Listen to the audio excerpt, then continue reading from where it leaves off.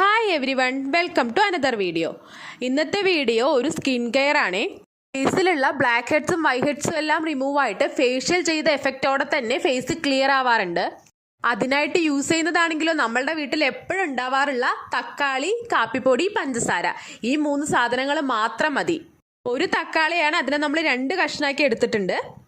ആദ്യം അതിൽ ഒരു പീസ് തക്കാളി എടുത്തിട്ട് പഞ്ചസാരയിൽ മുക്കിയ ശേഷം ഫേസിലേക്ക് നന്നായിട്ട് റബ്ബ് ചെയ്ത് കൊടുക്കുകയാണ് ചെയ്യാറുള്ളത്.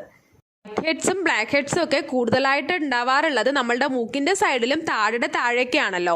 പിന്നെ ആ മൂക്കിന്റെയും താഴെയൊക്കെ കുറച്ച് കൂടുതൽ ക്വാണ്ടിറ്റിയിൽ പഞ്ചസാര തക്കാളിയിൽ മുക്കിയ ശേഷം കുറച്ച് കൂടുതൽ സമയം ഇങ്ങനെ തേച്ച് കൊടുക്കാറുണ്ട് കേട്ടോ.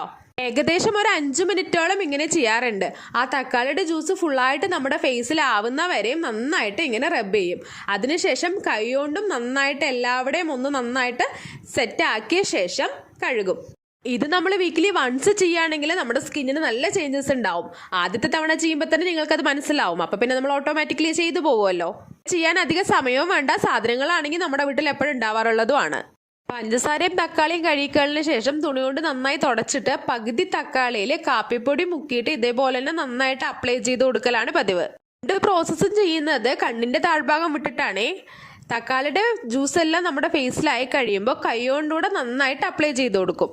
അതിനുശേഷം ഒരു 5 to 10 മിനിറ്റ്സ് ഇത് ഫേസിൽ തന്നെ വെക്കാറുണ്ട്. നന്നായിട്ട് ഉണങ്ങി വരും.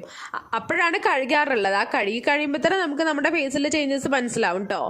പഞ്ചസാരയും തക്കാളിയും 2 ആഴ്ച ചെയ്യുമ്പോൾ തന്നെ നമ്മളുടെ വൈറ്റ് ഹെഡ്സും ബ്ലാക്ക് ഹെഡ്സും കുറഞ്ഞു വരും.